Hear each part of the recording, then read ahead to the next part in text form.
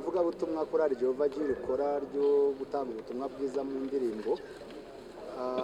Intego yacu ubundi ni ukwamamaza ubutumwa bwiza binyuze mu ndirimbo, kandi nk'uko mwarimu bivuze twari twifuje ko nibura twahura n'abakunzi bacu ba hano mu mujyi wa Kigali ndetse n'abo mu ntara babashije kugera aha ngaha, ivugabutumwa ryacu tukarisoza dukora iki gitaramo cyo kugira ngo tubataramire kuri uyu munsi ndetse tunabagezeho uyu muzingo, kuko abantu bari bamaze iminsi bibaza tese ko korali Jehova Jireh tuyumva mu biterane hirya no hino mu ntara, ni iki iduhishiye twebwe mu mpera z'umwaka. Mu by'ukuri rero intego yacu mu ivugabutumwa muri uyu mwaka wa 2019 twumva tuyishoje nk'uko imitima yacu yabyifuzaga, by'umwihariko dutaramanye n'abanyakigali nk'uko bari barabyifuje ari benshi babidusaba. Mu by'ukuri muri rusange intego yacu yagezweho kuko dushoje umwaka abakunzi bacu dutaramanye kandi banabonye alubumu nshya ya 4 nk'uko babyifuzaga.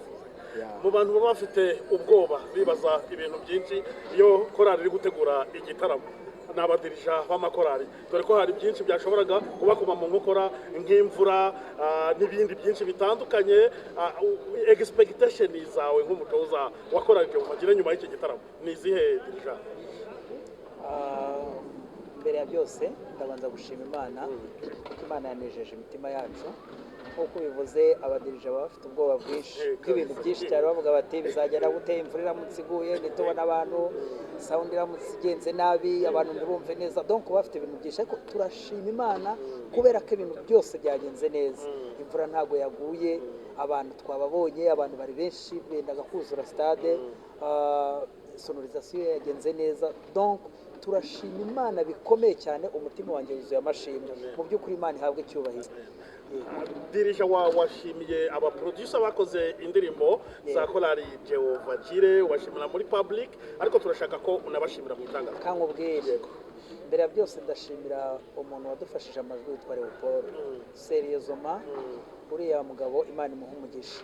Donc iyo turimo gukora amajwi hari amafaranga dutanga, ariko njyewe nabonye ikiguzi aduca par rapport y'ibintu akora cyangwa se igihe atanga ntago bihuye. Mu by'ukuri Imana imuha umugisha Leopold ni umusore ucuranga piano muri korali Siloamu, afite studio itunganya amajwi. Ni ukuri ahubwo reka mbwira abanyumva bose, cyane cyane amakorali n'abaririmba ku giti cyabo, bagana umuntu witwa Leopold. Ntabwo donc ujyana igihangano kijyanye nagakifata ngahita gisohora uko nguko, ahubwo n'amayide tanga amayide akakubwira ibyaba byiza, kandi ukabona biraryoshye, ukabona ni ibintu abantu rwose bishimiye cyangwa se bazishimira. Imana imuha umugisha Leopold. Ndashimira n'undi utaje witwa Ndikumukiza Samuel, nawe yadukoreye indirimbo muri iyi album, yakozemo indirimbo ebyiri ariko yazikoze neza cyane. Nawe ndamushimira, ni umuproducer mwiza ugira gahunda. Abanyumva nabo nabasaba yuko bazamugana.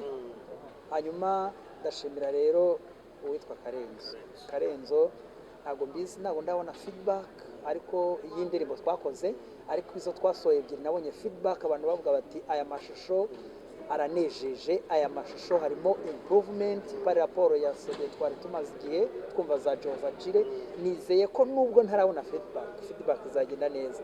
Rero umuntu witwa Karenzo ndamushimiye ku mbuga nkoranyambaga. Imana imuha umugisha, kandi abamushaka bazancaho zamubagezaho, usibye yuko no kuri DVD atangira amanimero ye. Rwose Karenzo muzamugane, bizaba ari byiza. Dirija, umuntu ashobora kwibaza, ni korali Jehova Jireh, hari korali ziza zikaririmba umwaka umwe zigahita zigenda tugakora icyo bita twebwe dukoresha terime mu itangazamakuru yo kuzima, zikaziba zikagenda. Nayahe mabanga cyangwa Jehova Jireh ni ikikoresha kugira ngo indirimbo ikoze zikomeze zikundwe, igikundiro ikomeze iririmbe neza, yuzuze umuziki mwiza n'amajwi, kugira ngo umutoza wa korali ababifitemo uruhare rukomeye, kugira ngo ni nawe ubuzi ahibanga riri. Hari korali ziri kureba icyo kiganiro, hari inama ushobora kuzigira uhereye kuri korali Jehova Jireh? Ndavuga ku bintu bibiri. Icya mbere, reka nsubize nk'umukristo, reka nse mu bakristo turavuga ngo reka nse n'uwinjira mu mwuka. Indirimbo twaririmbye muri korali Jehova Jireh y'abana n'ababyeyi, donc ni indirimbo y'imiryango yacu, y'umuryango, donc ngabo, umugore, abana bo muri Jehova Jireh. Hari indirimbo twaririmbye ifite agatero kavuga ngo kandi rega nta gikomeye Yesu niwe rufunguzo rwa byose. Reka nkubwire Joy, Yesu niwe rufunguzo rwa byose, ibyo dukora byose niwe udushoboza. Icya kabiri buriya nabonye gikomeye Imana yaduhaye ubumwe muri korali Jehova Jire. Imana yaduhaye ikintu cyitwa ubumwe, ikintu tugiye gukora tugihurizaho twese. Ubwo bumwe bwacu rero, muri ubwo bumwe bwacu bubyara ikintu gikomeye cyane. Hari ikintu cyica cyangwa se gisenya umurimo w'Imana, hakaba havamo no kuzima kw'amakorali. Hari ikintu gikomeye, hari ikintu Satani ajya biba cyitwa amacakubiri cyangwa se kutagira ubumwe, kutemerana, ugasanga komite ibana muri korali itemerana, ugasanga ugasanga abaririmbyi ntibemerana. Ibyo bintu rero bimeze gutyo ntabwo bituma korali iramba, ahanini nicyo gisenya amakorali. Rero Imana yaduhaye umugisha wo kugira ubumwe bukomeye cyane. Ubwo bumwe bubyara ikintu gikomeye, niyo mpamvu tukiriho. Ubwo bumwe bwatumye tuva muri Yerika. Ubundi twakagombye kuba twarashoje dusoreje muri Yerika, tuko n'ubundi papasi yacu yari gukora umurimo muri kaminuza bikarangira. Ariko kubera ubwo bumwe bwacu no gutekereza cyane tugahuriza ku Imana yadukoresheje, twaravuze ngo iki kintu ntabwo twagisenya, ni mureke dushaka ubundi buryo. Duhita rero duhuriza hamwe, turabangoreka duse n'abimutse, tujye kubarirwa ahandi hantu, tugumane twese. Rero uko twatangiye buriya korali n'abandi bagiye batujoininga, nta muntu n'umwe turabura, twese turacyari kumwe. Ubumwe ni ikintu gikomeye. Naburira amakorali ajya asenga cyane, kuko hari igihe Satani azanamo icyo kintu cyo kutemerana, ugasanga gitumye korali zimwe. Imana ibahe umugisha.